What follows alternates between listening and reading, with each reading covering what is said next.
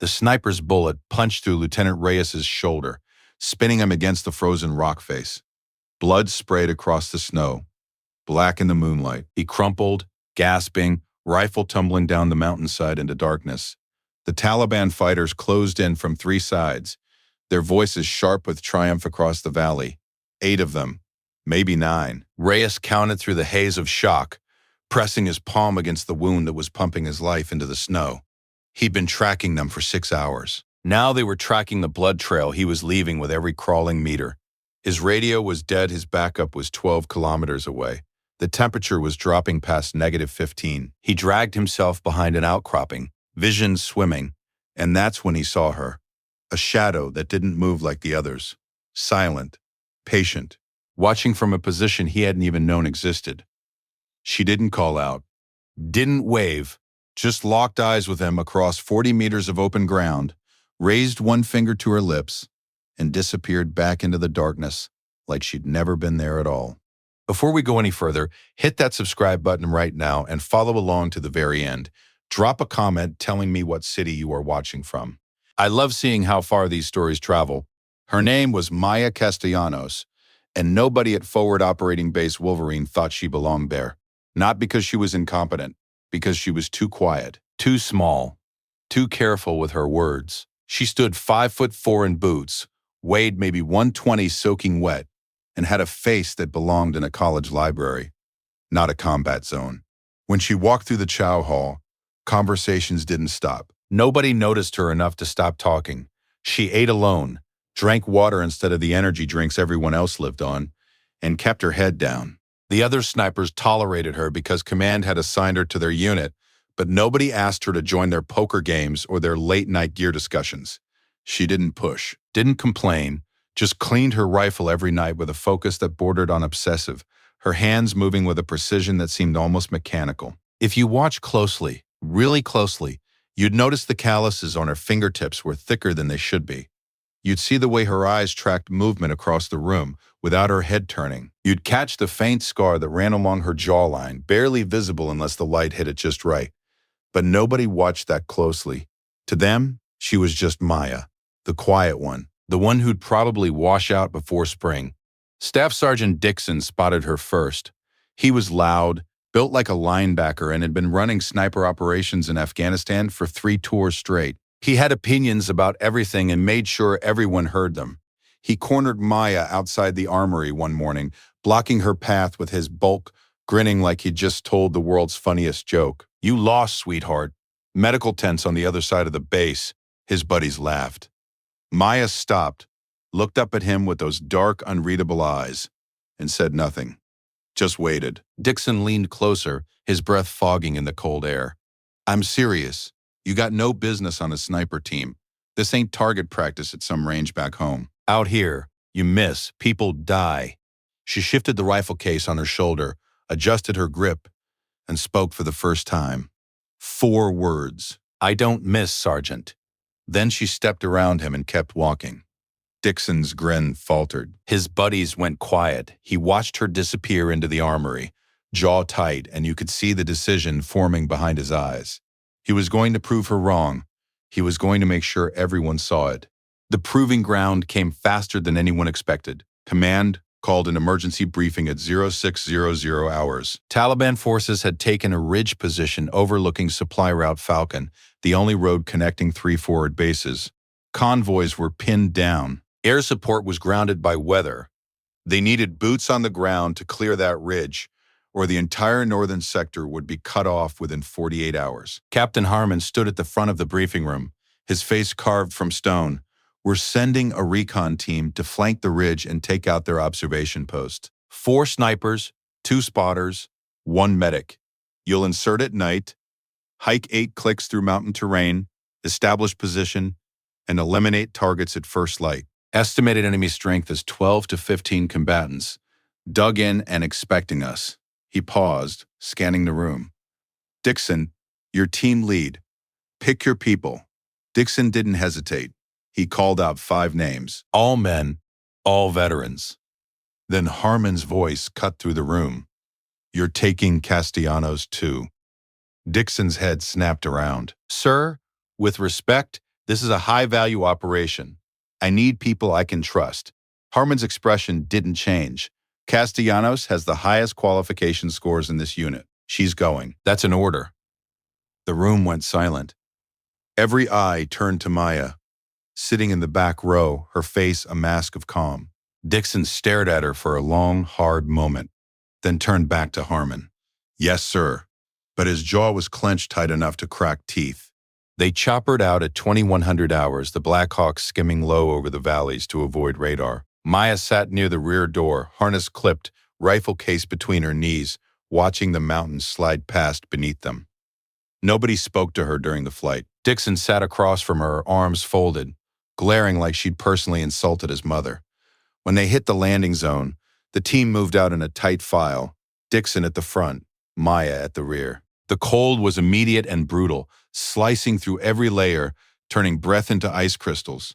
They climbed for 3 hours, boots crunching through snow, the ridge looming above them like a black wall. Dixon set a punishing pace, never looking back, never checking if anyone was struggling. Maya kept up without complaint, her breathing steady, her footfalls precise. She'd been trained for this. Not here. Not in Afghanistan. Somewhere else. Somewhere nobody at FOB Wolverine knew about. Her first handler had been a man named Kovacs, a former Delta operator who'd lost his leg in Fallujah and spent the next decade teaching snipers how to kill from distances most people couldn't comprehend. He'd taken one look at 18-year-old Maya Castellanos, fresh out of basic, and seen something nobody else had. Patience. The kind you can't teach. The kind that lets you lie motionless in your own filth for 16 hours waiting for a single shot. He trained her in the California desert, then the Arctic, then the jungles of Central America. 4 years of schools nobody talked about. By the time she was 22, she'd made shots at distances that would have gotten her called a liar if she'd ever mentioned them. But she never did. Kovacs had taught her that too. The best snipers, he'd said, are the ones nobody knows exist. They reached the observation position at 0130 hours. A rocky shelf overlooking the Taliban-held ridge. Dixon set up the watch rotation, assigning Maya the 0400 to 0600 shift, the coldest and least critical window. She accepted without comment, wrapped herself in her cold weather gear, and closed her eyes. She didn't sleep. She never really slept in the field. She just let her body rest while her mind stayed alert, cataloging sounds, wind shifts, the faint smell of wood smoke drifting up from the enemy position below. At 0345, she opened her eyes. Something was wrong. The wind had changed direction. The smell of smoke was stronger now, closer. She sat up slowly, scanning the darkness, and saw movement on the slope below their position, not in front. Behind, the enemy had circled around during the night. They'd found the team's trail and followed it. She could see at least 4 shapes moving through the rocks, maybe more. They'd be on top of the team's position in less than 10 minutes. Maya didn't shout, didn't panic. She crawled over to Dixon, put her hand on his shoulder, and when his eyes snapped open, she pointed down the slope and held up 4 fingers. Dixon stared, then grabbed his rifle and started waking the others. But he moved too fast, knocked a loose stone, and it clattered down the rocks like a gunshot. The enemy voices went silent. Then came the first muzzle flash. The bullet hit Lieutenant Reyes in the shoulder, the same shot that started this entire nightmare. He went down hard, screaming, and then the whole mountainside exploded into chaos. Dixon returned fire, bellowing orders, trying to coordinate a defense against an enemy they couldn't see. The team scattered, taking cover behind whatever rocks they could find. But the Taliban had the high ground now, had surprise, had numbers. Rounds sparked off stone, ricocheted into the darkness. The medic, a kid named Torres, dragged Reyes behind cover and started working on the wound, but the blood kept coming, soaking through the gauze faster than he could pack it. Maya dropped flat, crawled to the edge of their position, and looked down. She could see the muzzle flashes now, 8 distinct positions. They were spreading out, trying to flank both sides. If they succeeded, the team would be surrounded in a kill box with nowhere to run. She pulled her rifle case toward her, unzipped it with fingers that didn't shake despite the cold and the adrenaline, and assembled her weapon in 40 seconds. Barrett M8 2A1, 50 caliber, effective range 1,800 meters. She'd made kills at twice that distance, but not in the dark, not with hostiles closing from multiple angles. This wasn't about precision anymore. This was about speed. She settled into position, controlled her breathing, and found her first target through the scope. Taliban fighter 300 meters downslope, moving between rocks. She didn't wait for him to stop. Didn't wait for a perfect shot. Just led him by half a body length, accounted for the wind pushing left to right at maybe 8 miles per hour, and squeezed the trigger. The rifle roared. The fighter dropped. She worked the bolt, found the second target before the first one hit the ground. He was smarter, staying low, moving fast. She tracked him for 2 seconds, let him commit to his path, and fired. The round took him through the chest. He went down without a sound. Dixon saw the second kill and turned, staring at Maya like he'd never seen her before. She didn't look back, didn't acknowledge him, just found target 3. This one had gone to ground after hearing the shots, hiding behind a boulder. She couldn't see him, but she could see his rifle barrel sticking out 3 inches past the rock. She put a round through the stone itself. .50 caliber doesn't care about cover. The boulder exploded into fragments and the man behind it stopped moving. Target 4 was running now, trying to retreat back up the slope. Long shot, 400 meters. Uphill angle, moving target. She compensated for bullet drop, led him by a full body length, and fired. He tumbled backward and didn't get up. 4 down, 4 to go. But now they knew where she was. Rounds started snapping past her position, chipping rock, sending stone fragments slashing across her cheek. She didn't flinch, didn't move, just found target 5 and sent him to join the others. Target 6 went down 3 seconds later. The remaining 2 fighters broke and ran, scrambling back up the mountain, abandoning their weapons. Maya tracked the first runner, finger on the trigger, and then she stopped. Let him go.